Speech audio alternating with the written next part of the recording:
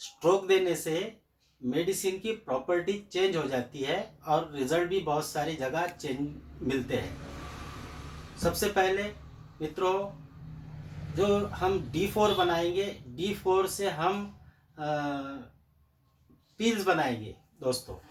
जैसे कि मैंने C5 क्रूड फॉर्म से D4 तक डेसिमल रेशो से डाइल्यूशन बनाया है, और D4 आने के बाद में मैं D4 के पिल्स बनाए। अब ये हमारे ओरिजिनल मेडिसिन कहलाएंगी।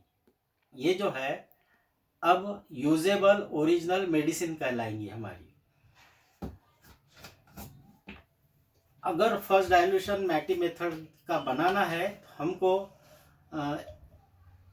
1 2 3 4 5 6 7 इस तरह के 7 ग्लास या 7 बॉटल में 180 ml पानी लेना होगा। और ये जो D4 का पिल्स है, ये एक ग्लास में या बोतल में आप डालकर इसे डिज़ोल्व होने तक इंतज़ार कीजिएगा। उसके बाद में इसको इस तरह से अगर डाइल्यूट कर लिए तो ये हमारा मैटी जी का D1 कहलाएगा, ये डाइल्यूशन नंबर 1 कहलाएगा। अब इस डाइल्यूशन से हमको दूसरा डाइल्यूशन बनाना है, तो सिंपल 5 ml डाइल्यूशन नंबर 1 लेना है और दूसरे 180 ml पानी में डालकर उसे डाइल्यूट करना है। ये हमारा सेकंड डाइल्यूशन प्रिपेयर हो जाएगा। सेकंड से हम थर्ड बना सकते हैं, थर्ड से फोर्थ बनाने का, फोर्थ से फिफ्थ, सिक्स्थ, सेवंथ। ये हो गई हमारे मैटी मेथड के डाइल्यूशन बनाने की प्रोसीजर। अब ये हमको जब देने का समय आता है तो हमको पेशेंट की कंडीशन को देखना बहुत ज़रूरी होता है दोस्तों। जैसे कि हम फर्स्ट डाइल्यूशन कहाँ देना है हमें, और से थर्ड कहाँ देना है, सेवंथ कहाँ देना है, ये हमारी सब कंडीशन वाइज जब हम अभ्यास करते हैं उस पेशेंट का, उसकी कंडीशन का, तो हमें खुद ही ये समझ में आता है कि कौन सी कंडीशन में कौन सा डाइल्यूशन देते हैं। तो फर्स्ट डाइल्यूशन हम स्टैग्नेशन, जहाँ पर भी, एक मैं आपको उदाहरण देता हूँ। सपोज एक आध पेशेंट को कैंसर हो गया, कैंसर की शुरुआत जो है वो एक छोटी सी फुंसी से हुई, थोड़े से एक छोटे से एब्सेस से हुई। अब सपोज यहाँ पर एक छोटा एब्सेस हुआ, छोटी फुंसी हुई, तो ये जब शुरुआत होती है तो इस कंडीशन को हम स्टैग्नेशन कंडीशन को, मतलब जमावड़ा, किसी भी मॉर्बिड पार्टिकल का जमावड़ा जहाँ पर हो जाता है वो शुरुआत रहती है।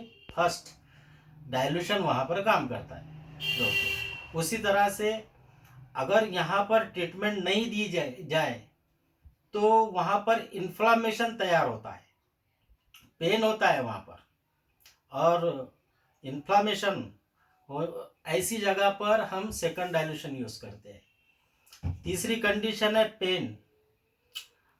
यहाँ पर पेन शुरू हो गया, नमनेस आ गया, सूजन या लालपना आ गया वहाँ पर, तो हम वो कंडीशन में तीसरा डाइल्यूशन यूज़ करते हैं। अब यहाँ तक भी अगर ट्रीटमेंट नहीं मिली तो फिर फीवर आना शुरू होता है पेशेंट को। ऐसी कंडीशन में वहाँ पर पेशेंट की जो कंडीशन है या वो डिसीज़ की या वो जो तकलीफ है उसकी फिर कंडीशन चेंज होती है, हाइपो या हाइपर होती है।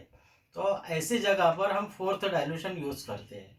उसी तरह से फिर अगर फीवर के बाद की जो स्टेज आती है वो सपुरेशन आती है, मतलब वहाँ पर डीजनरेशन होना शुरू हो जाता है। तो ऐसी कंडीशन में हम पांचवा डाइल्यूशन देते हैं। और फिर छठी जो कंडीशन है वो गैंग्रीन पर जाता है पेशेंट, उसके बाद में कैंसर जनरेट होता है। तो ऐसे जगह हम छठा और सातवां डाइल्यूशन यूज़ करते हैं। ये तो मैं एक फुंसी से लेकर एक कैंसर तक की जो स्टेज है उसके बारे में एक्सप्लेन करा। उसी तरह से हर डिसीज़ के कंडीशंस रहती है। किडनी फेलियर होती है, वो भी एक कंडीशन रहती है उसकी, स्टार्टिंग से लेकर तो दी एंड होने तक।